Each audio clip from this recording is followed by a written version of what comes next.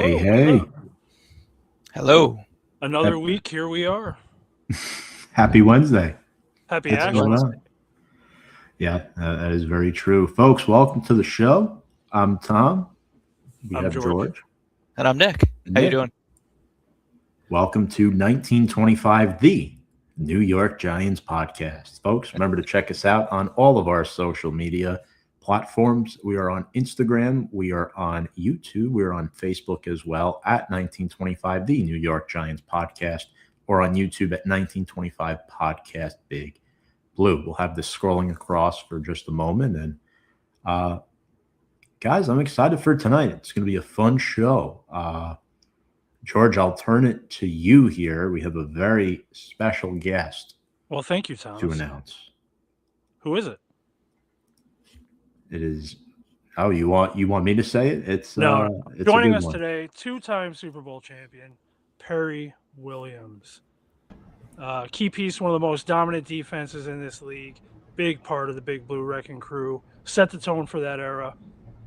He really helped define that defense, obviously. This defense is terrifying, by the way. Welcome to the show, Perry Williams. How you doing, man? Thank you Welcome, for coming along. Perry. Thank you guys for having me on. It's a pleasure to be here, especially with Giant Nation, man. It's always good to be around Giant Nation, man. As long as it's not the Jets, I'm happy as long as it's not the Jets. And the Giant Nation, then we're good to go. The Jets are one miserable franchise, let me tell you. Yeah, we've had some struggles, but nothing like them. Yeah. Love that. So how you been? I'm good, sir. I'm good, man. Hey, I'm living the life, man. I'm doing what I do. I live in North Carolina, where I'm from. I grew up down there in a little town called Hamlet, North Carolina, by way of Raleigh, where I went to school at NC State. Then coming up here to the Big Apple, man, 1983 was a big thrill for me, and I had a great opportunity to play a long time. So it's been great, transitioning out of the sports world. I've been in that for going on 30 years. So when I left pro football, I went straight to higher education, man, in Fairleigh Dickinson University in Hackensack, Teaneck, New Jersey. And I was there for 23 years, and now I'm here now in Long Island University out here in Brookville, New York. And we've been going on now 7 years. So at the end of the semester, it'll be 30 years. So I'm just living the life, man, trying to change some young people's lives and transformationally make some great things happen for the future, for these young people. All that time in New York, you haven't developed that New York accent yet. I love it. No, man, I'm a Southern boy. No, I got a little bit of it. I got a lot of great Italian friends, some of my guys, and they gave me a little verbiage over the years, and I have a bunch of guys that I deal with, people I deal with up here. It's been a great experience for me, but I make my home in North Carolina. That's where I live at, and that's where I will reside once it's over said and done for me, for as teaching and working in the outreach and community service and stuff like that. That's awesome. We're really happy to have you and hear that. Speaking of North Carolina, knowing that you grew up there, where did your competitive drive come from? Growing up down there and football. But to make it simple, where I come from in North Carolina, it's a small county, a little town. You may have heard of it, Rockingham, where they had a NASCAR racing and stuff like that. Rockingham, Hamlet, North Carolina. So I grew up in a small county, but the thing was, it was like the movies that you guys have witnessed over the years. I'm shooting Friday Night Lights. Friday nights, where I come from, is 50,000 people in the whole county. I'm not saying in one block or two blocks, in the whole county. And on 25,000 of them come to the game every Friday night. So it's a football haven down there. It's always been that way since 1973 when that high school was built.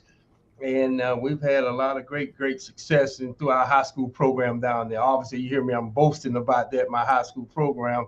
But it's been a lot of great guys come out of there. Some of names you've heard of from the sports world, football world.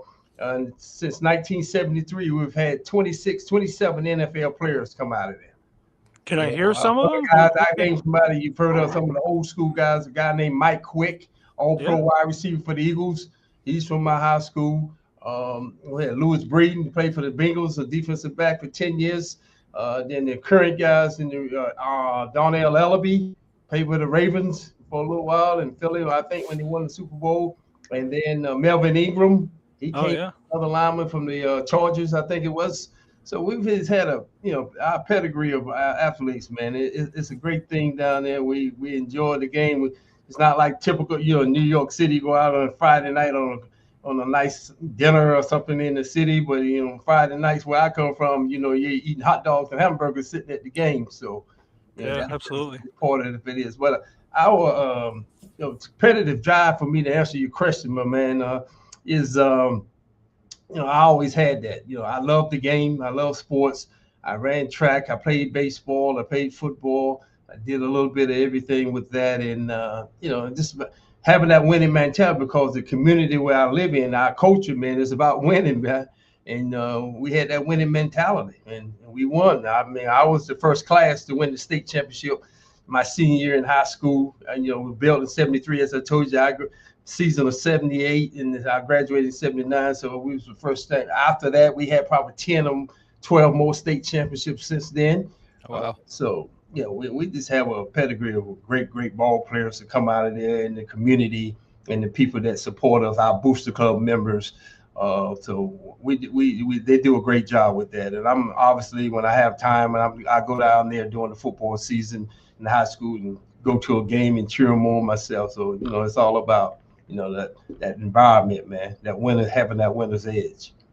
So, were you always the fastest kid on the field? Did track come after? I mean, when did you realize the speed can take you somewhere? Well, that's a funny story, man. It's a true story I'm about to tell you guys in your audience, man. When I was 6 years old, I was in the first grade, okay? And my teacher used to have us to go outside, my first grade teacher, and have the kids on recess, they call it, and you go on the playground and you play around and you run and see who can climb the monkey balls the fastest, or who can run the fastest, or whatever. And so for whatever reason, I had super crazy speed in the first grade, 6 years old. I could outrun all the kids in the whole school. So that was K to 6. All the sixth graders, fifth graders, fourth graders, third graders, second graders could not outrun me. I was the fastest kid in the whole school, and I was in the first grade. So I knew it was something unique about me at that time. And I guess in a sense, I was a semi-pro. When I say this, a semi-pro, because my teacher used to bet other teachers in the school that she had a kid could outrun anybody in the school, and they would test us out, and me against another kid or whatever, and I would always win. So she would give me 10 cents, and she would take the others 15 cents. So she would bet another teacher 25 cents. So for me, 10 cents back in those days, you get a penny cookie, man. I get 10 cookies for a dime. So I was happy with that. But that's a true story, what I just told you guys. Yeah, I knew then it was something special about me. I didn't know exactly what, but I had a speed like that at first graders. 6-year-old outrunning all the 12-year-olds and 13-year-olds. That's not too normal in many ways, rather. So I guess early on you were pretty much a track athlete. You just didn't know it yet. So when did football come into play? How did that come about? Football for me, guys, came in when I was 10 years old. I was introduced to a guy. I won't introduce. I was in the same class. So let me say that. In fifth grade, I started in fifth grade, and I knew about track. Running. I love track, and I playing a little baseball. But I was introduced to by my classmate. His father was a little league football coach in the town where I lived in, and I tried out with the team, and I made the team, and the rest was history. I went from there, man, when I was 10 years old, and doing playing on little league championship teams, and I just built my way up in middle school through high school, and then as you guys know, the rest went from there. But that was a guy that his name was Chuck Bishop, and his father was my mentor for 50 years. His name was Charlie Bishop. Charlie Bishop was from North Carolina. He was an All-American football player himself at East Carolina University down in Greenville, North Carolina. And he ended up making the Hall of Fame in East Carolina University back in the 50s and the 60s era. And he was like a mentor to me. He trained me and introduced me to the game. And I never looked back. We had a lot of great success together with Coach. Unfortunately, he passed away a couple of years ago, and was my mentor for, like I said, over 50 years with him. And what a great thing that happened to me last summer, I will share with you guys. I I was inducted to the North Carolina Hall of Fame for football and track down in North Carolina, and Coach Bishop was inducted also. So it was a great night for us, even though he was deceased now. But it was a great night for us, both of us that went in the Hall of Fame together in North Carolina, in our county, Richmond County, North Carolina. So it sounds like you were the cat's meow growing up. You're pretty much. No, I was a quiet kid, man. I was kind of laid back, and I just, quiet, unassuming. But when it's time to go play sports, I can go out there and turn the heat on, and that was pretty much me. Then off the field or whatever, if I was playing baseball, or running track, or football, or whatever, I was kind of a homebody, introverted. I was an introvert and didn't have much to say. Just stayed home. My mother and grandmother thought something was wrong with me because I didn't have a lot to say. I didn't talk a lot. So you imagine being a mute to now I talk all the time. Probably talk too much. So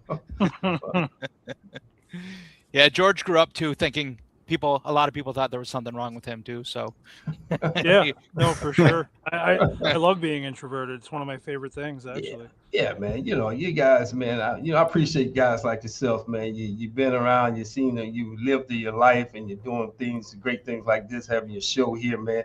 It's about paying it forward, showing the true passion and the true love for what you do. And more importantly, I always said this, and I will continue to say this till the day I die. The Giant Nation is the greatest fan base that ever lived, in my opinion. These people cheer for me. Even the ones who wasn't born at my time, that come along since then. It's all good, man. I appreciate you and salute to you guys, man. You know what I mean? So, people like yourself, giving it back, paying it forward, and I'm proud to say I'm be a part of this.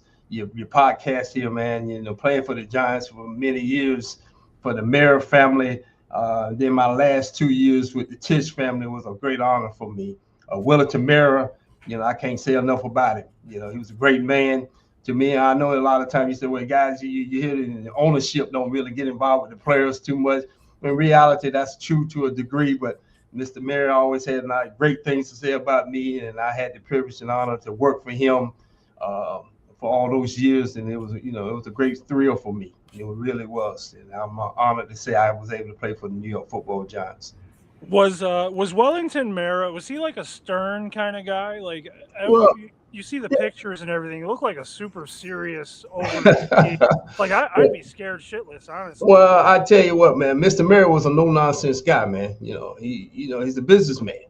You took that, and so I'll tell you another little story, man. I got a few stories for you guys tonight. But my grandmother, when I got drafted in 1983 from NC State, and I was getting ready for my first summer camp. At that time, Giants, as you guys are well aware of, used to train at Pace University at one time. Mm-hmm. Pace University in Westchester, New York.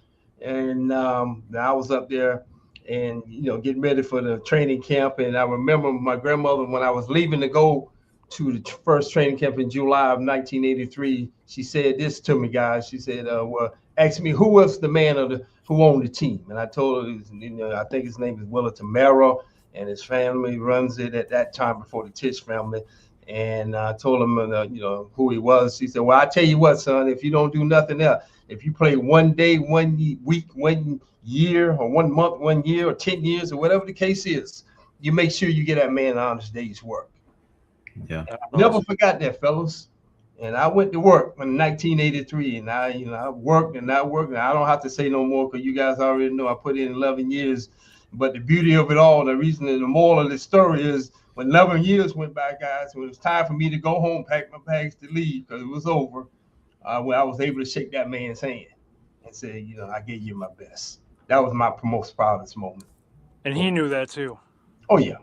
I think several years ago, I had a couple of reporters who got in touch with me, and one of them told me that they had did an interview with him or something at that time with Mr. Merriman, obviously when he was living, and said that, asked about different players and said, well, tell us about Perry Williams. And from my understanding, he got real emotional about it when he started talking about me.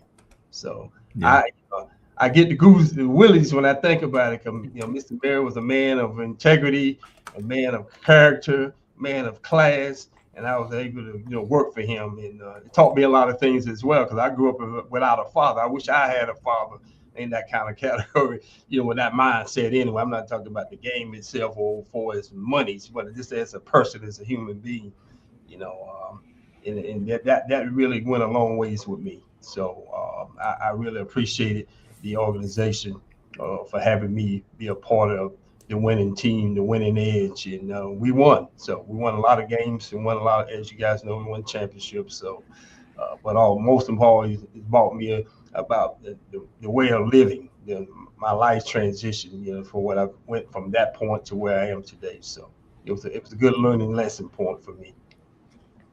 That's Absolutely. awesome. I personally did not have the privilege to watch you, play games live because I was born a little bit after. No, I'm an Right, OG. we I'm get what they it, call Tom. We an get OG it. You're now, young. man. I'm an OG, but that's okay. But it was all on VHS, and I watched a lot of your games. And one thing I noticed, you were really fast. I mean, it looked like you possessed Olympic caliber speed. How serious was the Olympic dream for you? Well, you guys might have did a little research on me already. I qualified for the Olympics in 1980. My sophomore year at NC State, I had broke the record. There was a guy not too far down the road in New Jersey there, down in Giant Stadium. Now it's called MetLife Stadium down there in Willenburg, New Jersey, a guy named Carl Lewis. 9-time gold, 10-time gold medalist in the Olympics in the 80s and the 90s. And Carl and I was the top two sprinters in the country at that time for his times in the 200 meters. So I qualified for the Olympics in the 200 meters in 1980. One of the things that happened was I was talking about politics for a second, guys. Jimmy Carter, the former president, unfortunately passed away a year or two ago. He boycotted America. So 1980 Summer Olympics killed all the guys, like and girls. Like I was one of those guys who didn't get a chance to go.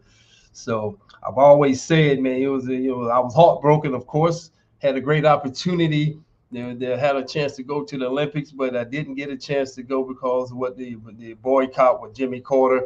But I tell people all the time, hey, Carl did a great career in the track and field. Carl Lewis got 9-10 gold medals. And I tell people, hey, I had to settle for 2 Super Bowl rings. So not a bad trade-off. Not too bad. Yeah, you did all right. Yeah, I'd give up everything in this house for one. I'm just kidding. Yeah. So, yeah, I was very fortunate, to have that opportunity at NC State when I was there, and had a great track coach there. The guy's name was Tom Jones, not the singer Tom Jones, but another guy named Tom Jones. And he was a great track coach, and he helped me in many ways. So it helped me, as you guys were talking about, when I was on the field, man, I could hit that second gear. When a lot of guys didn't have that second gear, I could run guys down. I'm proud to say this too. I've never been one to be braggadocious and talk about myself like that, but I'm proud to say, if I'm not mistaken, our defense back in the day, I don't think we ever gave up a 60, 70-yard, 80-yard touchdown run. You guys didn't give up shit. What we did, I shut them down when I was on the field out there. As you guys know, all the guys who played there, if they get past you guys and try to go down and try to score, they're not gonna score. When I was on the field, I made sure that happened. I think it happened to me, which was a good game we played and we beat them with Detroit Lions. Barry Sanders broke loose on us one time. Now, if you guys got time at some point in time, you go look up Barry Sanders' greatest runs in the NFL and look at frame number 36. And when you look at that, and it was Barry broke loose on us going down the field. I ran him down at the 5-yard line. So, go back and check that out. Barry Sanders' 50 greatest runs, and look at frame number 36. Well, I'm definitely going to check that out. I'm writing this down right now as we speak. So, kind of a 2-part question for you. What did the track and field and the sprinting, obviously more than the speed, what did that help you with the cornerback position? And second part of that, speed. Well, for a defensive back, a cornerback position, you make up speed. I was on a few guys that I knew who had that. He had a track background, and you guys know who I'm talking about when I call his name. I mean, he's a Hall of Famer. He was in my era too. He got in the league in '83. A guy named Darrell Green, Washington Redskins, Washington Federals, or Commanders, whatever they are now. But Darrell Green was he was a 4.28 back then in 1983. I mean, he could get it. There were a few guys who had that, and Darrell had it. And just that makeup speed. If a guy beat me off the line of scrimmage, I had that kind of ability to hit that what we call hit that second gear and close the gap.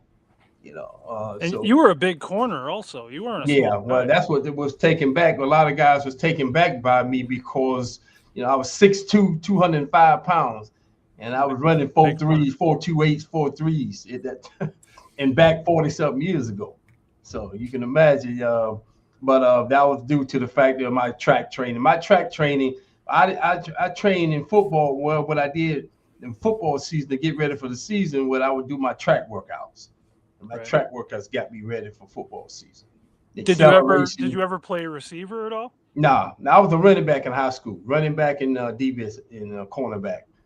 And so I was a running back, and then toss left, toss right, and I just run around the corner and hit the gear and try to get, try to score or whatever like that. But I was that was my thing. My one of my greatest assets is that I had that makeup speed. Guy could get away from me, and I could pretty much run him down and make a play like that. And then playing for Bill Belichick, he was my defensive coordinator my first 8 years, and Paul Sales, big tuna fish, he was my head coach my first 8 years.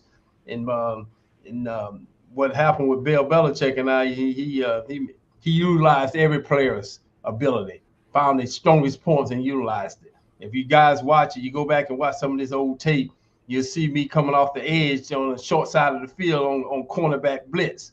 He would utilize my speed to make some plays because everybody thought LT was going to rush from the short side.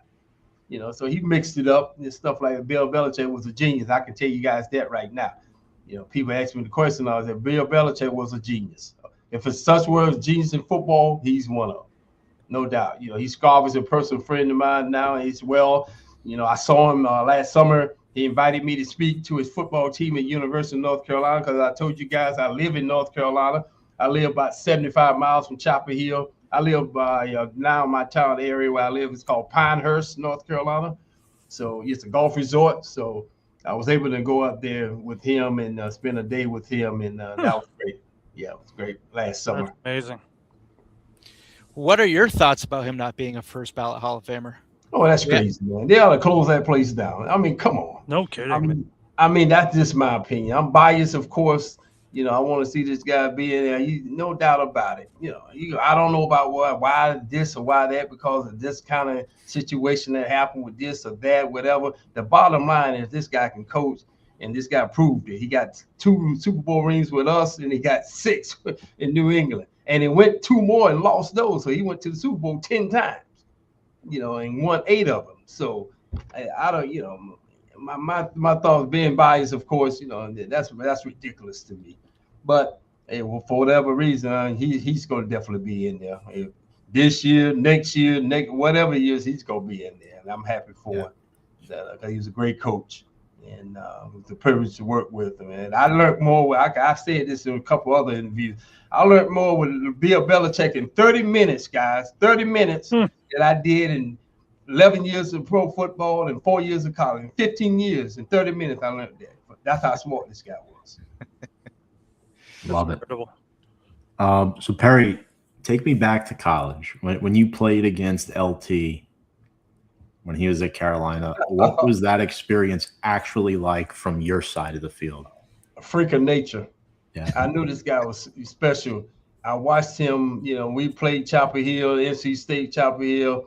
I will tell him I always, razzed him about it. Hell, in my 4 years in NC State, my 4 years, we was 2-2. So they, never got the best of us, like that. So, and we won the ACC championship my freshman year in NC State football. So, well, what a freak of nature this guy was. I knew he was special. You guys, when people up north, I should say that because you guys weren't around back then. But a guy named Hugh Green from Pitt, University of Pittsburgh, who was a linebacker from Hugh Green, like one of the top deep linebackers in the country. But he and LT at the time. And LT hands down, as you know, when he got to New York, and it didn't take very long to find out who was the best. So, but LT was a freak of nature in college. He was making plays I've never seen. I'll share another story with you guys in your audience. we was watching East Carolina play because NC State was getting ready to play East Carolina the week. And so we were watching East Carolina offense going against the University of North Carolina Chapel Hill's defense and LT and his crew. And I saw the wildest thing I ever saw in football, and I never saw it even in the pros. LT took on the tight end. He threw the tight end down. The big offensive lineman tried to chip him and tried to slow him down. The fullback tried to cut him and hit him around the knee. LT dove over like he was a hurdler and grabbed the quarterback from the backside of his neck and broke his neck. Oh, Jesus Christ. In the game.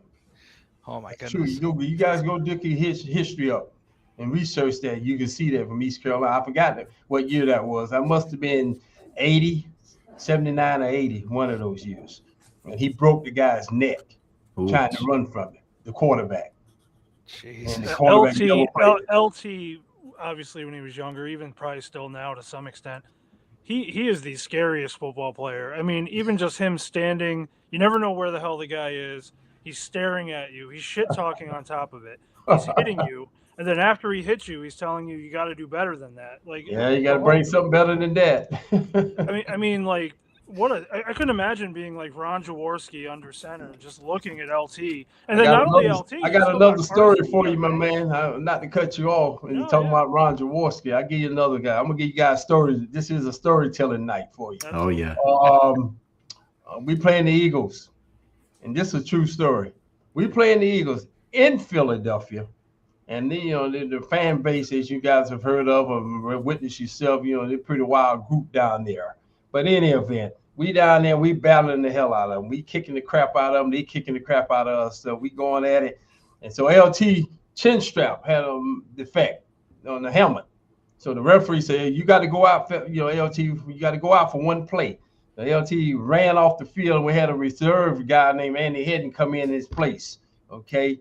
And so Ron Jaworski broke the huddle. And when he went to the line of scrimmage, he started calling his cadence out, and this and that. And he was looking around and he was saying, check, where's, and then he started screaming out. Ron Jaworski started screaming out, where's 56? Where's 56? And everybody started laughing, or even on the field. Parcells didn't know what the heck was going on with guys. We were laughing. And so he called timeout because he couldn't find LT on the field. Well, he wasn't going to find LT because he was on the sideline for that one play. And so LT ran back on the field and said, Ron, I'm back in. Don't worry about it. I'm back in the game now. True story. Oh, great. Yeah, that's what you want. Yeah, he said he was so scared he called timeout. He couldn't find 56. Listen, those quarterbacks were petrified of your whole defense. No, It's not just even Lawrence Taylor. Like, when you're quarterback, no disrespect, Happy Feet. I call him Happy Feet. Dan Marino, Hall of Famer, great player. I'm taking nothing from him, but he was scared to death when Lawrence Taylor was out there. I saw it with my own two eyes. I saw Joe Montana. I saw Jim Kelly. I saw them all, and they were looking kind of blindsided, kind of looking to see if you talking about the movie Blindside. That was the true movie right there with LT. Coming down, rushing like that, because, I would be kind of a little afraid myself. See LT coming from that backside like that.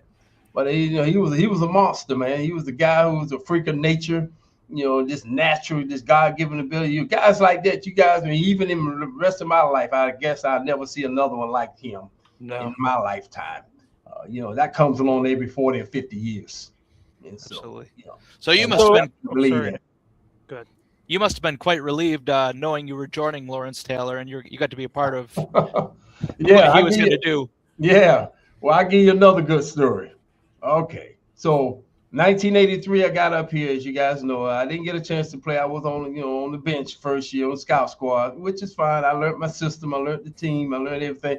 So my first year as a starter was 84. A matter of fact, against Philadelphia Eagles. So at a home game, first home game of the season.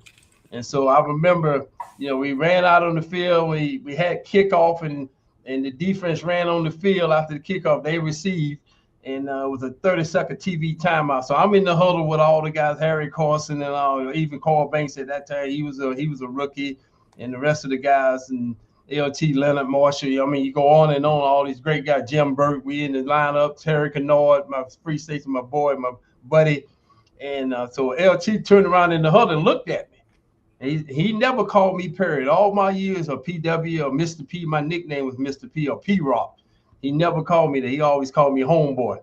He said, homeboy. And this is my first year as the starter. I'm in the lineup. I'm in the 30-second TV timeout. He said, homeboy, hey, listen, you ready to go? I said, yeah, I'm ready to go. He said, you sure you ready to go? I said, hey, now listen now, this is not no ACC football. This ain't Chapel Hill and NC State now. I said, don't worry about it. I got you. He said, you know what the NFL stands for? I said, yeah, I know what it stands for. He said, no, you don't. You don't know what it stands for. It stands for not for long. So get your ass ready to go. Let's go. And boom, we broke the huddle. And, I went out there and I had a good game. My first game out in 1984. And, that was my moment. My moment with LT. Well, you're talking about 10 years later. Okay, 93, 94, when it was all over, said and done. He walked away the same year I walked away and Phil Simms walked away. And I remember going up to him and saying, I call him big man. I said, big man. I say, I'm still here. 10 years later, I'm still here. And so he knew what that meant. He said, hey, I won't go nowhere. I'm right here. I never left his side. I was right there with him. So, hey, my 7th round pick, Lawrence Taylor franchise, 1st round pick, Phil Simms, 1st round pick. I was one of the last guys, the original guys that retired for the New York Giants. Phil Simms, 15 years, LT 13, and I was 11 years. But I was a 7th round pick. Those other 2 guys, 1st round pick.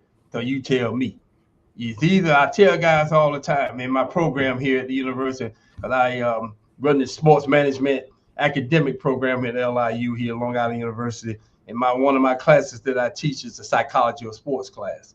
And I tell them all the time, hey, listen, it's all in the mind. It's called the WTA effect, guys. I'll tell you guys that in your audience. What is the WTA effect, Williams? WTA effect is a want-to attitude. It's how bad you want it. How far are you willing to go to be a champion? You go be a mutt or you go be a greyhound? You know what I mean? So you put your heart and soul in it. If you don't want to play, pack your bags and go home. This is about winning. And that's the attitude we had. I talk like that now, but I never really talked like that, because I had enough guys out there talking as it was, back in the day. But, it was just the attitude, man. It was the attitude thing. You want to attitude, you will. I call it the MSG effect. You're talking about mental toughness. You're talking about having heart, and you're talking about having guts. If you got that, you don't have it, then you can't go, especially with Lawrence Taylor. You ain't going to let you on the field with him. If you ain't got to go heart and guts and mental toughness, can't play. Don't want you. And that's the attitude that we had as a team, not only as a defense, as a team. You can't play. We don't want you. Nothing personal. This is business, and we about winning. If you don't want to win, then you better go to somebody else's team, because it's about winning with us. That's the way it was with us. And that's the way, if you read about it, if you never saw it, but you read about it, you look on tape and you see that, I can tell you now, it was about winning. Nothing, any other thing was unacceptable. The bottom line is results, and anything else is rhetoric. And that's the way it was. So that's the way I looked at it. I didn't have no problem with it, because I had that. I wanted to win. In the worst way. Some people say, well, William, you're not gonna win them all. Well, guess what? I'm gonna try my damnedest to win more than I lost. Hell yeah. That's the attitude right there. That's the attitude. You got a lot of these guys, no disrespect to none of these young bucks out there now. The young guys running around and playing the game, whether Giants team now, whatever, or any team.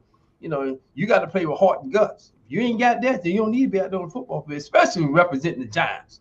Them other teams can do what they want to do. But, I expect, when I see a Giant player run on that field, I expect to see the guy get a lot of work done and make things happen, cause havoc. Absolutely. Disruption. And give the people a true day's work. You get paid. You pay. You get paid a lot of money, so you earn your keep. Earn your money. I mean, that's the other thing that I have a problem with. You earn your keep.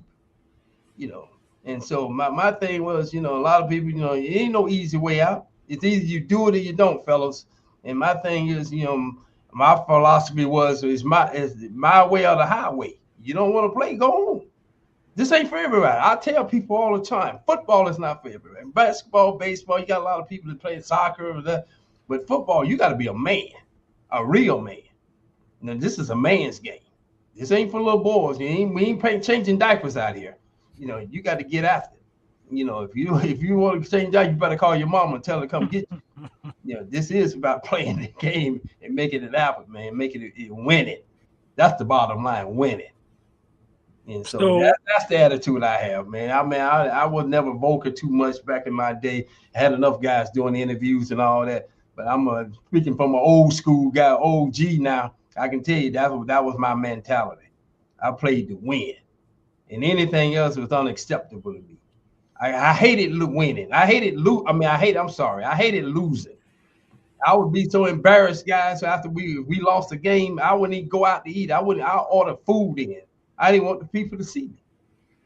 I didn't want nobody to see me. You know, you went out there, you guys, we ain't gonna win them all, but you know, but the thing is, hell, I want to win more than I lose.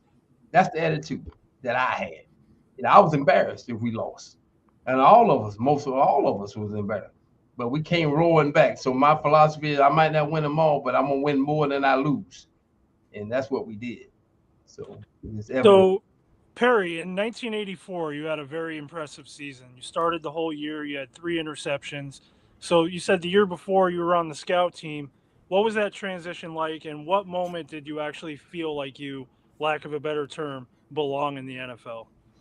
That moment was my second year. In my first year, I didn't get a chance to play, as you stated. And I didn't have a chance to go out there and do my thing. But that's fine. You know, I learned what I needed to learn, the system. And Belichick turned me loose and said, go out there and play. Don't worry about nothing. Don't worry about making mistakes. Just play the game. Play full speed. And so that's just the way it was. You know, I went out there and just played. I felt like I could play. I belonged with the guys, and I was willing to pay the price for them. You know, it's the old adage, the old saying that I use, you know, am I my brother's keeper? And see, that's what made the Giants team so unique back in those days. Mm-hmm. We was each other's keeper. You know, somebody was banged up, somebody had, hey, we're going to pick up. The offense ain't doing what we need to get done right now. Don't worry about defense. We're going to stop them. And then we get the ball back to you. Or vice versa. Somebody might be driving the ball down on the field or, you know, getting yardage on it. And then finally the offense said, don't worry about it. We're going to get the ball back and hold the ball. We're going to make more plays. So we were all of us was about being accountable to each other. And that's what it's all about. Absolutely. You know, it's being accountable to each other. You know, I'm accountable to each and every one of those guys. You know, hey, I know I couldn't rush the quarterback like LT or Leonard, George Morton or Curtis McGriff, my boy, Big Curtis out of Alabama, University of Alabama. I couldn't rush 2-gap like he could. So I depended on these guys. So what I used to term in my class, at the psychology class here at LIU at Long Island here, is you know, it's the term is, you know, it's either you believe it or you don't believe it. You got to believe it to achieve it. If you don't believe it, you're not going to achieve it. Only the big dogs will hunt. The puppy's still on the porch. Mm-hmm. You don't want to hunt, stay on the porch. Don't go out there with the big boys. That's the attitude that I had. And I still, you know, to this day, I feel that way. You know, I was committed. I committed myself my whole life to these guys that I played with. I was committed. I was going to give it everything I had. If I messed up out there and played it, and the guy called a pass or called a touchdown or whatever, and that wasn't many touchdowns that I gave out, you know, over those years. I'm proud to say that through you guys' show here. I think from what I was told through a source, reliable source, in the 10 years that I did play on the field, I gave up 5 touchdowns in 10 years. Go check it out, fellas, and see if that's true. Yeah, that's more every other year. So you started playing with the big boys. Now let me ask you, what was your first welcome to the NFL moment? When did you realize that this was different? Well, the speed of the players, the speed of the guys. You know, you got speed in college. You got some of these guys, but all them big offensive linemen and defensive linemen, man, they running around like they was track guys. Some of them, like agile on their feet, like agile, mobile. I mean, these guys could really move, and that was like, okay, now I'm in and this is the NFL here. So I took my skills and just tried to blend in and say, hey, this is it, man. I'm in it now. I'm in it to win it. So, you know, I feel like that was my moment. I said, okay, this is where the big boys play right here. You know, if you ain't got no heart, you better not go out there, because that ain't for you. I know they diluted the NFL now, in my opinion. You know, these guys don't hit like they used to. Well, which is fine. I understand about the safety and all of this, the concussions and all of this stuff, and that's. But the game is football. This game was meant to be barbaric. That's the way they created it, to be barbaric. To go out there and then change, so we can dethrone somebody, decapitate somebody's head. That's the way it was played, and that's the way I was raised to play the game. You know, ferocious. And if you don't have that kind of mentality, then you can't play. Lawrence Taylor, you know, now if he was playing now, he'd be kicked out to every game. You know, all of them. Excuse me, all of us would probably be kicked out the game because we come at you full speed. And everybody got to the ball. Everybody run to the ball, you know, and then that's the way. But hey, I understand about the guys now, you know, the safety of the game. I'm very mindful of that, but at the same token, it's still football. You hit or you be hit. It's one of the two. Yeah. You know? How hard do you think it would be to be a corner in modern day football with all the rules? And they basically protect the wide receivers and the offense. They want high scoring games, and obviously it wasn't like it back then. No, well, back then, you know, hey man, you just rope them. You could get down the field and cover them and grab them all over the place. And then they changed that. I think in '83 or '84, going in my third year, where Lester Hayes to play for the Oakland Raiders back in the day, not Vegas Raiders or whatever. You know, the guys would molest you all over the field, man. You know, and they changed that because they wanted, like you just said, my man, they wanted to get the wide receivers open so they could score touchdowns and, you know, do all the little gyro dances and have the cheerleaders jumping up and down. So, but yeah, it changed the dynamic of the game. I understand the dynamic of the game.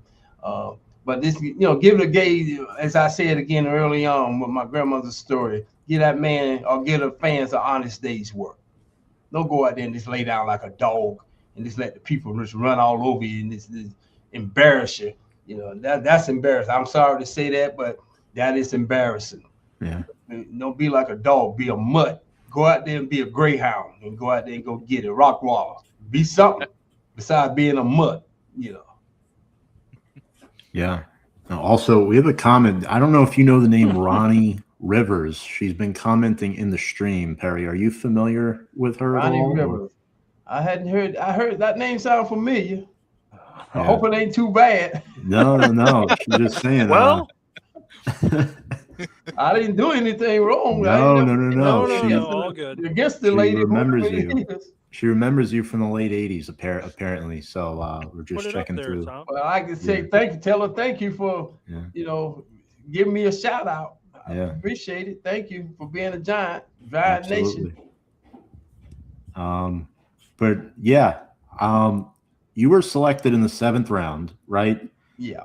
Did you take that personally? Is that where you expected to go? And how did you use that as fire and ambition? Well, that's another story, man. I got so many stories, man. You guys got some great questions, and I got another story. Mel Kiper, you've heard of him? ESPN. Got selection for the NFL to make these predictions. Kuiper's he board. predicted in 1983 that I was going to be a late first rounder coming out of NC State. I was back then great track star and football player. I could play football and I could do that and being a corner and everything and my size and height and all of that. He said late first rounder, can't miss second rounder. Well, I got a call. I was home in North Carolina at my mom's in my home at that time in '83. She had cooked dinner for me. I get a phone call in '83. Seattle Seahawks. We said, Perry, we're gonna get you in the second round, and would you like to come out here? Yeah, sir. I'll go play at the Moon if I had to. It don't matter to me, sir. So I was happy to get a chance to get there. Then I got a call 30 minutes later, Tampa Bay. Hey, we want you to come to Tampa Bay. We're gonna get you in the third round and get you down. I said, well, that's like 8-9 hours from North Carolina, so that'll be a great thing for me. But in any event, that went all through the process, and I'm waiting. And never came. The next thing I know, it was 7th round, and then I get a phone call said, congratulations, you was a 7th round pick, and we're gonna bring you up here. You gonna be part of the team. Blah blah blah.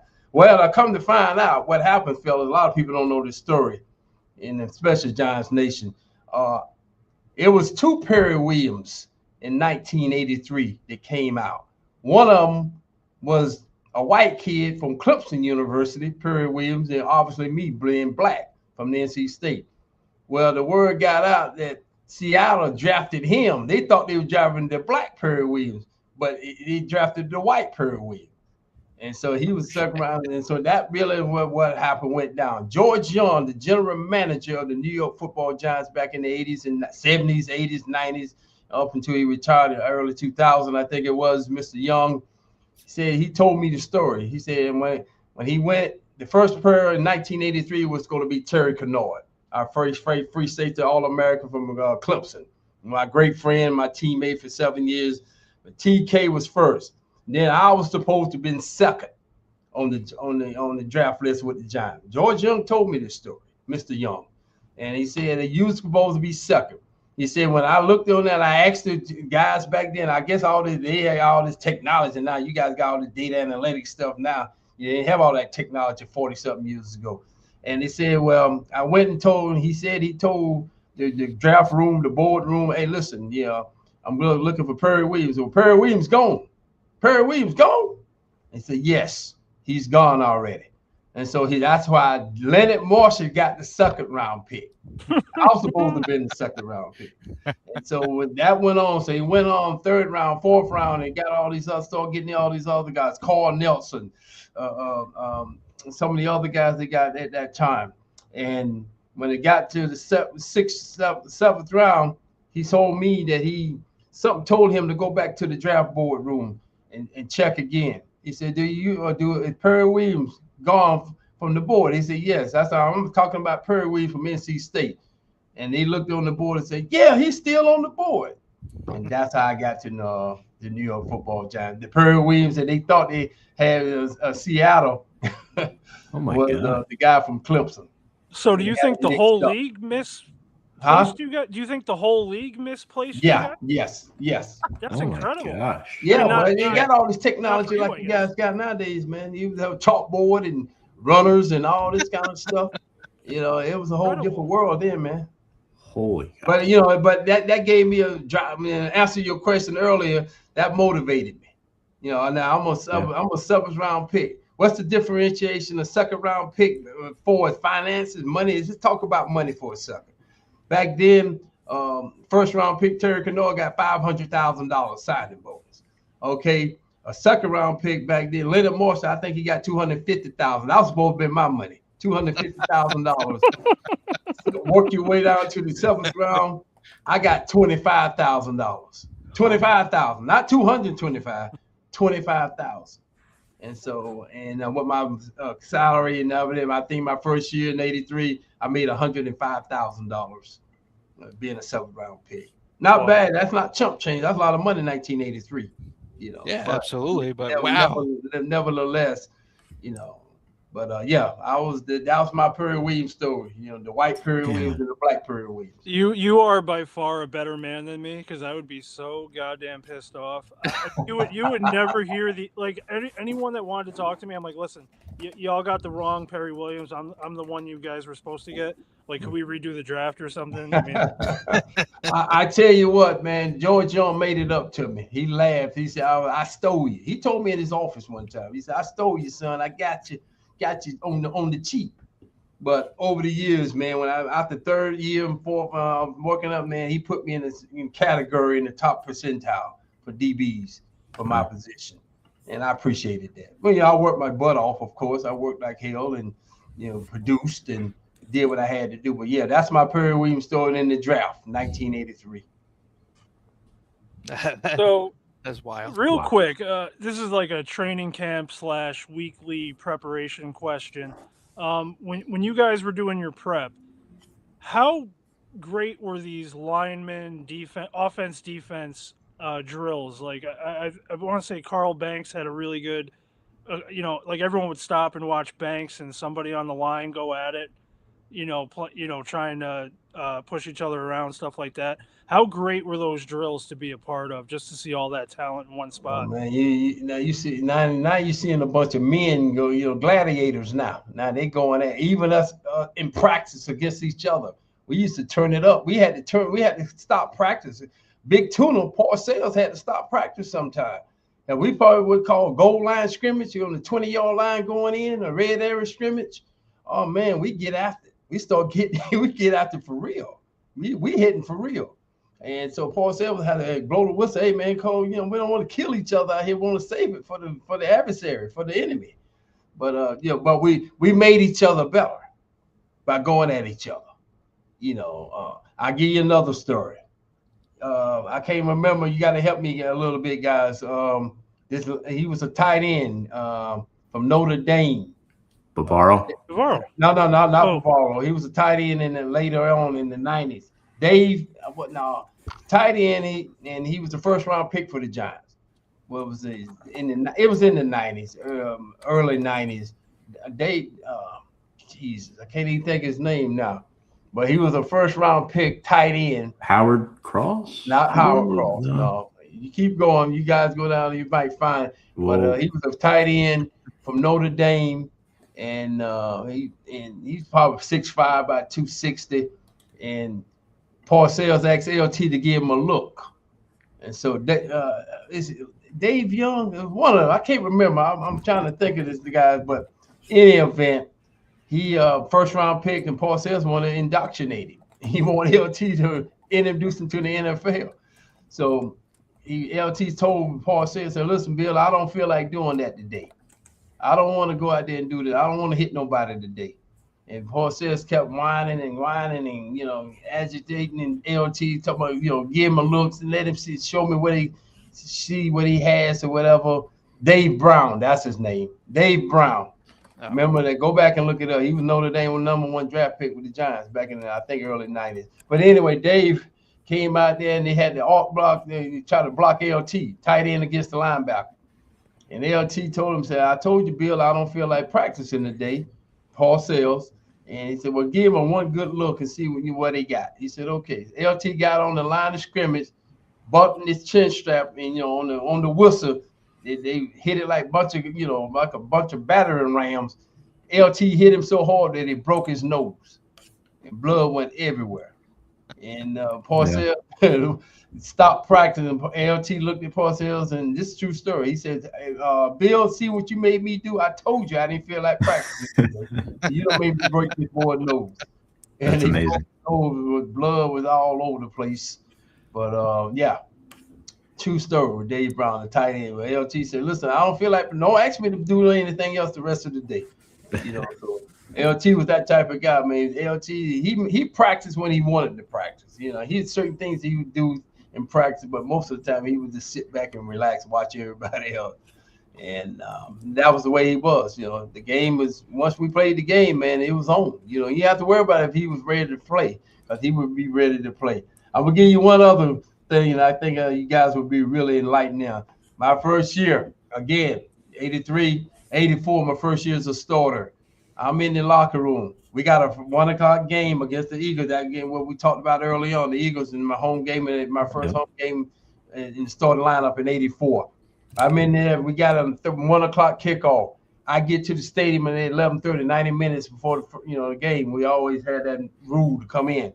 Well, 11:30, 12 o'clock came. LT wasn't there. 12:15, no LT. 12:30, no LT. Now I'm getting nervous myself because I thought maybe he was in the car or something happened to him or whatever. 12:45, no LT. So 10 minutes to 1, LT broke through the double doors in the locker room and was calling on Ronnie and Eddie. Ronnie Barnes is still the head trainer of the Giants, and Eddie Wagner was the trainer. And they was like NASCAR. You ever been in a NASCAR race? You go to pit stop and how the guys run up there and change the tires and do the gasoline or whatever. But LT was like that. They were putting his shoulder pads on. They was putting his pants on. They was taping his ankles. He's sitting down doing all of this, putting his pants on, getting his jersey on, putting everything on.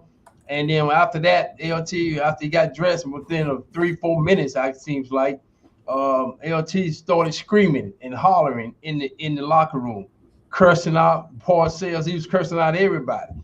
I was looking at him like this guy. He started roaring like a lion, and I couldn't believe what I was hearing and I was seeing.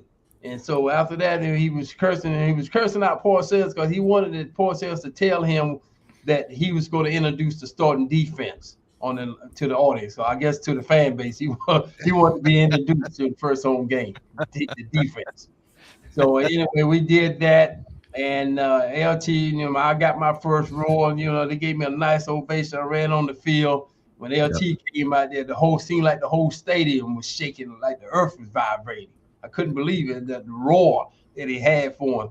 He played out there. We won the game, everything. We got in. LT went back in the locker room. Ron and Eddie, they ran back in there. They took all his clothes off for him, shoulder pads, cut off his tape for his ankles and all this kind of stuff. And LT put a towel on, wrapped the towel around him, went in the shower, took a shower, came back, put on them nasty clothes he had on when he first got there, and walked out the locker room. And I saw him do that for 10 years. Wow. That's incredible. I thought you were going to go with the story where LT's on the Jersey Turnpike and he sees the lights on at the Meadowlands. And he's like, oh yeah, he was there. He forgot it was a game. Yeah, that's true. That's the true story. I didn't realize I had a game to play today. I said, okay. He missed part of the game. He got in maybe the first quarter, half of the quarter, or second quarter when he got there. Something crazy. Wow. Yeah, he was. This guy was a tremendous player. He was a little whacked out at times. He do some crazy stuff, but he was a little touched. But we all got some touched people in our family, so we looked at each other as family members. You always got a crazy uncle, whatever. We also got George right there. George is crazy himself. Yeah. I wish a good crazy. Absolutely. Speaking of crazy, Perry, you had a great 1986 season, 4 interceptions that year. You made it to the Super Bowl. You faced John Elway. I guess the question is, what do you remember most about facing him and the adjustments you guys made at halftime? Because the game was much closer, going into the locker room. Well, one of the reasons that it was closer like that, that's a good question. Thank you for the question, is the weather. When we were practicing in New York. Now, we didn't have no bubbles back in the day. We didn't have no indoor arena to practice in. We had to go outside and practice and get ready for the Super Bowl in the Meadowlands, on the stadium, on the field, in the turf field.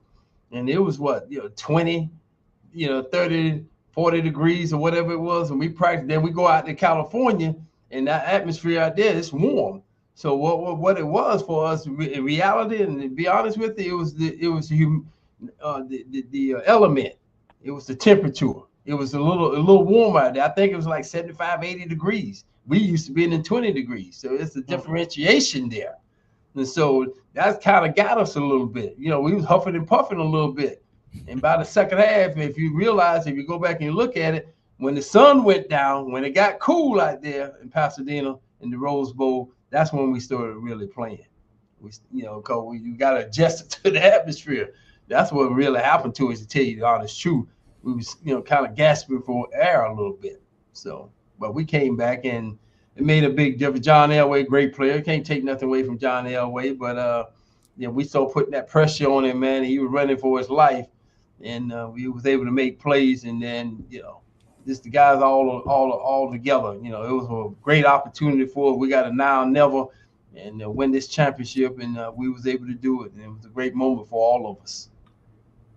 When that first game, I'm sorry, George. No, go ahead. When that first game is over, what do you remember the most? I mean, how did it feel to be?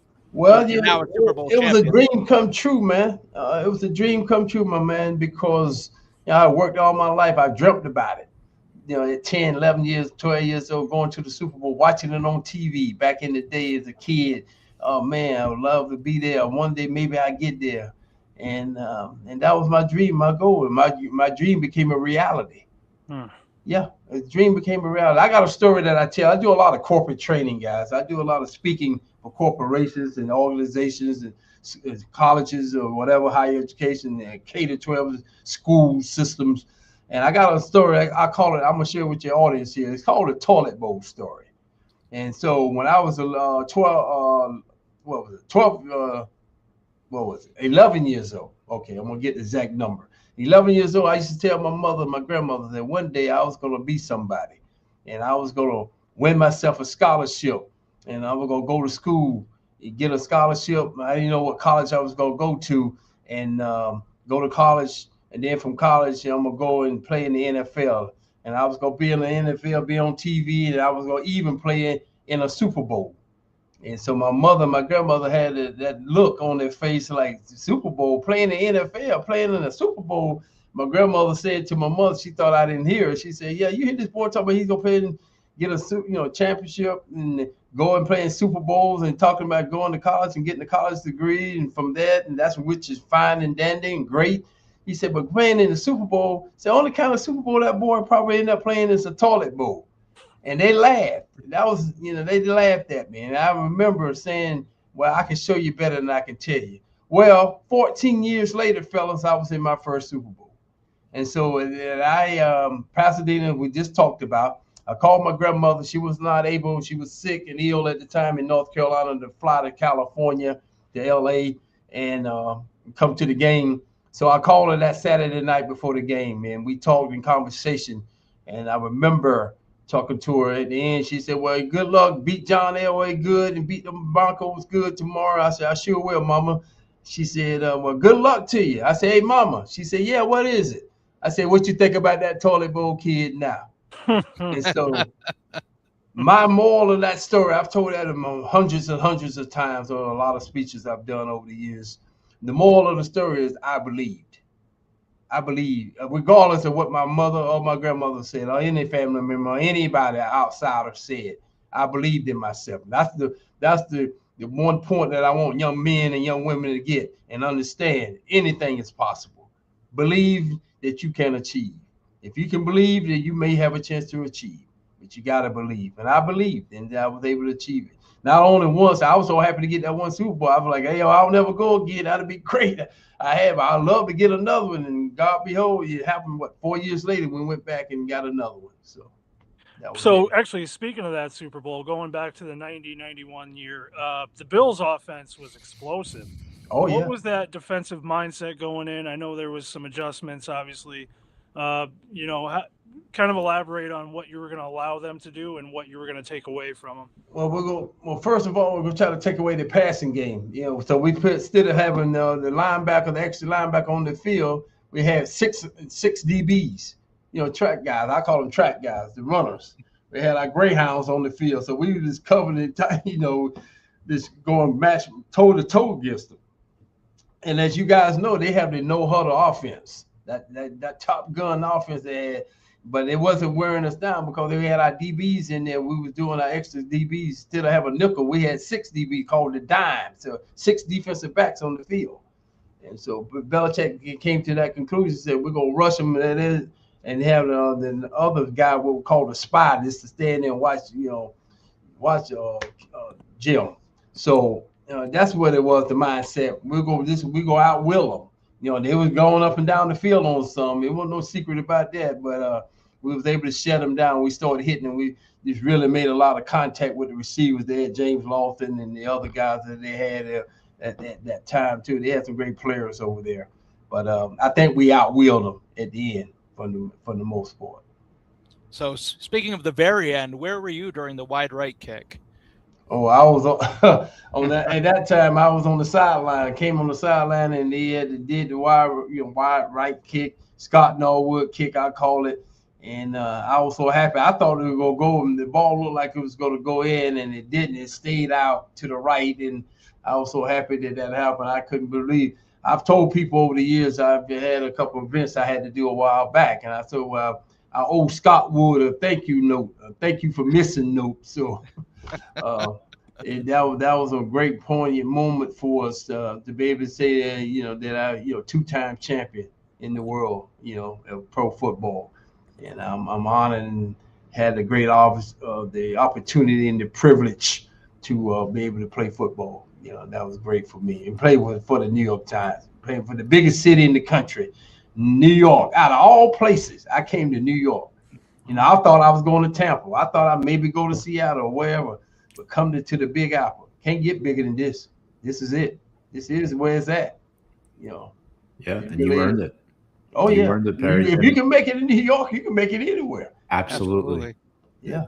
Did one Super Bowl feel different from the other, though, between the two? Nah, the first one, of course, felt so gratifying, man. I finally got a chance to live that dream, that toilet bowl dream. I got a chance to live it.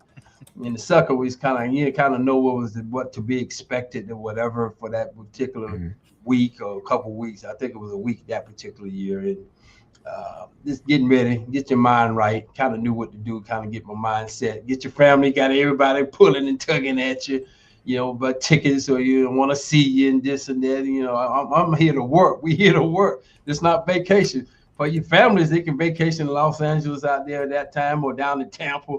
But we had to work. We had to get our heads right to get ready to go. Get that, headspace, as these young guys call it, and girls call it nowadays.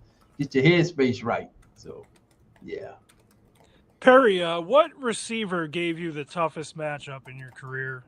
Probably Art Monk and James Lawson. James Lawson first. James Lawson was a former track and field guy himself at Arizona State, back in his day. James Lawson was a heck of a player. He was about 6'3", about 215 pounds. But I got him, and he can run. He was a good runner. I think he was a hurler or something like that in track and field. So he has some speed too. So, but he was tough. He was tough to go against. Art Monk. Then of course I'm biased. I used my other boy from my hometown and went to NC State with me, Mike Quick, All-Pro wide receiver for the Eagles. He was great player. So we had a lot of great players. People ask me all the time, who is the greatest player that you ever played against, wide receiver? And then, you said toughest receiver. I was called the most complete receiver, around was James Lawson. Jerry Rice was great. Michael Irvin, all those guys. I'm going back to some of these old school guys and stuff like that as well. But most complete player was James Lawson. He'll go across the middle. He cracked down on linebackers. I mean, he was sticking up in there. A lot of these guys want to catch the ball and catch and run and keep going. They don't want to block nobody. So, so that was the difference for me. James Lawson, Art Monk, Mike Quick, Jerry Rice is in there, and the other guy. It was a lot of guys, to be honest with you guys, back in the day. John Jefferson, Kevin Winslow Sr. We had so many guys out there playing at that time. The NFL was loaded with a lot of guys, a lot of great players, and especially wide receiver. Washington Redskins had what's the other one guy? Gary Clark. I thought he was a great player. Just going back in time, with these guys. So just great players, great athletes, and understood the game of football was all about. Tough assignments. Oh yeah.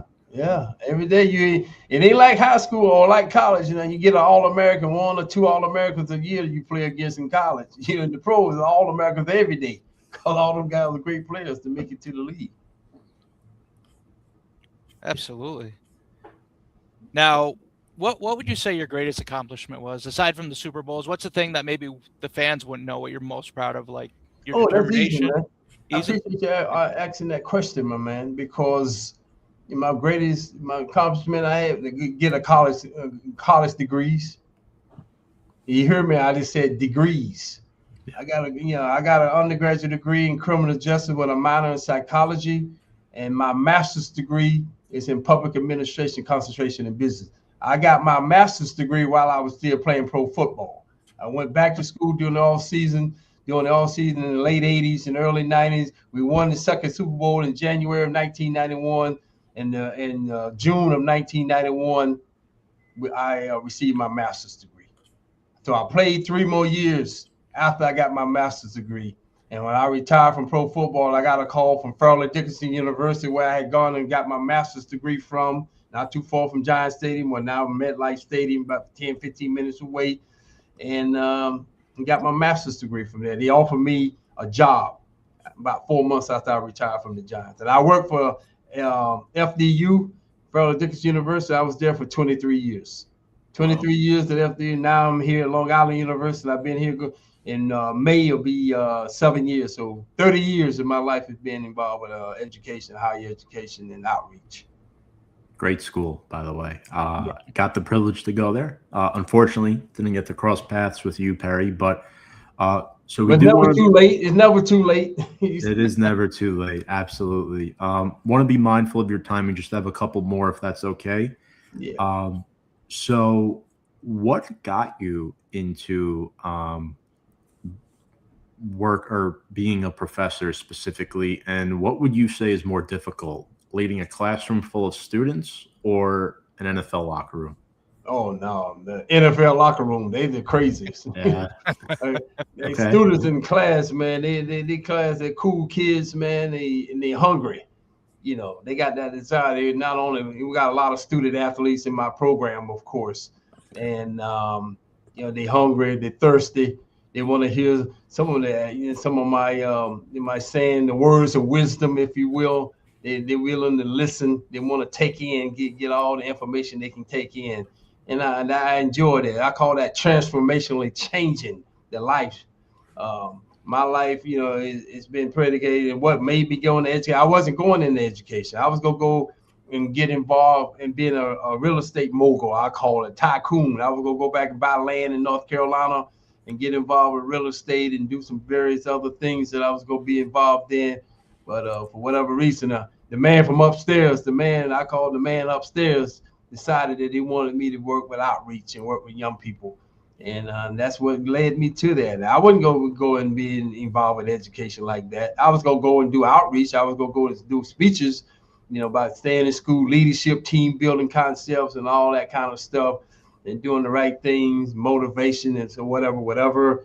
But I had no intentions I had no idea, I should say, that I would be involved with higher education or doing outreach for schools from K to 12. I had the privilege of some years back when the U.S. Army, United States Army military, and asked me to put together a leadership and team program initiative for them, outreach initiative. And I went to 40 major cities in America, and I had to cover 3 million kids in 2 years. Mm-hmm. So that was in 2008 to 2010. Wow. And I went out there on a mission, man. I got touched a lot of kids. Not everybody gonna play pro sports. We all know that. Okay, but you got to have something else to fall back on. Even though I played the game, I still had to get out the game. You know, I played a long time, but you still got to transition to the real world. And I was ready for the real world in that sense that at least I had an education intact. You know, and I had something I could be proud of. You know, because they can take away football. That's why they call it NFL. NFL, not for long. So, you know, you got to get yourselves ready. And I try to embark that on my students here. Now, most of them, you know, all of them are great kids and young men, young women, aspirations, but we'll make sure that we got something else we can fall back on. So that's part of my thing with that, with the young people and supporting my own life. You know, I'm proud of the fact that I was able to do that. I've been very fortunate and blessed to have lived that life and lived it to its fullest. The wild part about it, guys, and I didn't talk about it tonight with you guys, is you talk about health and wellness, man. I never had an operation, never broke a bone, never pulled a muscle. Wow, that's amazing. Now, I got banged up. I mean, that's the nature of the game. No operations, no pulled muscles, and no broken bones. Well, so when you're the fastest guy on the field, I mean, who's going to hurt you? Get away from them. Get out. Mr. Reliable. Yeah. So, Very. You know, survival of the fittest, man. You know, on the big dog, hunt the puppy still on the porch, as I stated early on, man. I use these adages with these guys, these kids every day, man. You know, everybody want to go to the dance, but nobody want to pay admission to get in. It costs to get in to be successful now. I'm telling you, you know. It does. So I use a lot of adages with these guys and young ladies, man, and they're good, great kids, and you know, they're full of, you know, venom. They're full of energy. They want to get some stuff done. We got a good program out here. We got a lot of good kids. Our football program, we went 6-6 last year. I'm happy with that. They got a growth spell. They can go from there and move on from that. And, you know, we got a great hockey team, girls hockey. We got girls rugby, football. We got it all, you know. And I go out there and cheer them on. I got to go Friday. I got to go, what's the day? Today, Wednesday. I got to go Friday to on campus here. We have our girls gymnastic team. I got a lot of my girls in my class, in one of my psychology classes. It's a gymnast. I'm gonna go and cheer them on, you know. So I go and try to cheer them all on. You know, they will ask me to come to the events, and I try my best to, you know, support all of them. Yeah, that's awesome, man. Barry, now what does being a New York Giant mean to you today? being a New York Giants to me, everything, man. It's about it helped me become what I became. Because mental toughness, had great heart and it had the guts and had the willpower, and not only that, away from the game, being a gentleman, have class, have integrity, have some respect. Understand what you're dealing with. I'm in New York. You got millions and millions. Where I come from, 50,000 people in the county, and up here you got 50,000 people in 3 blocks. So, just being able to have self motivation, people skills, soft skills. You talk about communication skills, all of those things, man. I've been proud. I had said I've been in New York all these years and been able to meet a lot of people, man. All the people I've met, all the different cultures that I've been able to. I never had Italian food. I had never had Asian food. I had never had Polish food. I never had the Russian or any of that kind of. Talking about cultures, Latino. I never had none of that kind of food, and I learned a lot of things. I got cultivated when I got up here. I really did, and that helped me in many ways. Meeting people, different cultures. That's what it's all about. Because when you go out and play sports, you don't look at what color somebody is. You go out there and play. This guy on my team, I don't care. I never knew that Phil Simms was a white guy. All I knew was number 11. He's gonna get it. Yeah. I didn't ever know that Jim Burke was a white guy. All I knew he was number 64. Or Mark Bavaro, number 89. All I knew 89 was making it happen. I didn't care about what color you are. See, that's the problem. That's the issue here. What about this color and segregation and integration and all this, differentiation stuff? Listen, man, we're about winning. And I put that emphasis on these students here at the university here. We're about winning. We're about, being something and being about team. Teamwork makes the dream work. And we talk about that all the time, and that's part of my thing. And we had a class the other day. Wednesday, Monday, we didn't have class Monday. Yesterday, because of President's Day, we had class yesterday, and the topic was diversity, equity, and inclusion. And we talked about that in our class discussion yesterday with my psychology class. Hey, man, everybody be inclusive. It's about winning. It's about being committed. It's about, having that toughness. And more importantly, am I my brother's keeper? Am I my sister's keeper? That's what it boils down to. All these people come up here with all this racial stuff. That's because that mess was taught in the home front. And I believed in that. That is taught in home. That's taught at home. That's not taught in the streets, I don't believe. So I was taught as a boy coming up about, don't hang out with that guy because of the color of that person or because of their religion or their race or whatever, ethnicity. It wasn't about that. It's about if the person is a good person, be around good, but you're as good as the people you surround yourself with. And I believe in that. I put myself in an environment where I try to be around positive people. You be around negative people, you're going to get negative results. And that's just the way it is. Misery loves company, right? That's right. Everybody, misery loves company now. That's what makes football so great, too. Everybody, coming together for one common goal. Yeah. And, you guys enjoying a lot as players together, the camaraderie. And me and George enjoy a lot of stuff as well. And in fact, we enjoy a lot of food, George, on this show. I know, Perry, you're talking about food that you've tried since moving to New York many years ago before. George, I'll turn it to you. So this is the most serious question in the podcast. This is one that everyone wants to hear an answer to. I'm a big diner guy. I love diners. Yeah. I miss a good diner. I don't really have a lot of them around where I live at the moment. What is your go-to diner? Now, typically I ask this question in New Jersey terms, but I'll make an exception for Long Island. What is your go-to spot in Long Island for diner food? Oh, the pork downer. They got a pork downer not too far from here, Syosset area in Long Island. My go-to diner in New Jersey was the TikTok on Route 3. You're the second guy to say that. TikTok is still out there on Route 3 in Clifton, ain't it? If I'm not mistaken. Yeah, I think. Yeah, TikTok was my spot back in the day when I was playing. But over here, I got the pork diner. I got a couple other diners that I got to. But I got an Italian restaurant, man. I'm an Italian boy. They call me the BI man, the black Italian out here. So I go to a place called Fanatico's. And that's in Jericho, Long Island. Great place to go, man. You ever come out there, tell your fan base here, called Fanaticos in Jericho, New York. Oh man, the greatest Italian food you ever eat, man. As my friend would say, "Oh, Maron, forget about it." Ah, yes. Madonna me. Well, Well, that's Perry, my place. Yeah. Thank you so much for joining us. It Thank was you. great. Yeah, It's thank been a you. pleasure, fellas. I appreciate it, man. Appreciate you so much. Best of luck at LIU. And yeah, we really enjoyed talking to you tonight. This has been a lot of fun getting to learn your story, where you come from, and your time with the New York Football Giants, and your time now at Long Island University. It's been a pleasure. Man. Hey, we call them the Long Island University Sharks. Go Sharks, baby. Yeah. Go Sharks. Thanks, All Perry. right. Thank you. Appreciate it, guys. Go Giants. All Go right. Giants. Go Big Right. Blue. All righty. That was good. That was Yeah. Perry Williams. It was awesome. That's the best part about this gig is, besides all the money we make, it's really a interesting concept to take somebody you know nothing about and just hearing all this stuff. It really amazes me. Speaking of amazement, next week we have a guest. I know we're running over because we talk so much. Next week, right? New York Giants fangirl Adriana will be here. Slightly later start time.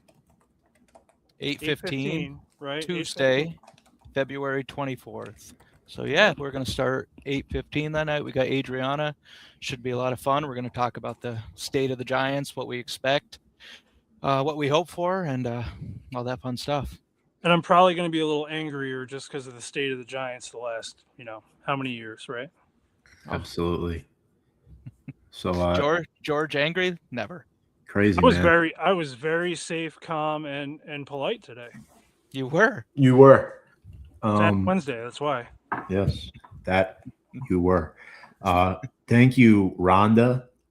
Thank you, Tudo. I mean, I had no idea about that. Rolling with the punches on live show. It's such a small world, man. It is such a small world. So, do you want to do one next week? I guess I already teased it. We might as well, right? Well, me and Tom will definitely be here. I don't know about you, George. I'm getting replaced every week. Is that how this works? Well, yeah. We're working for on this reason only.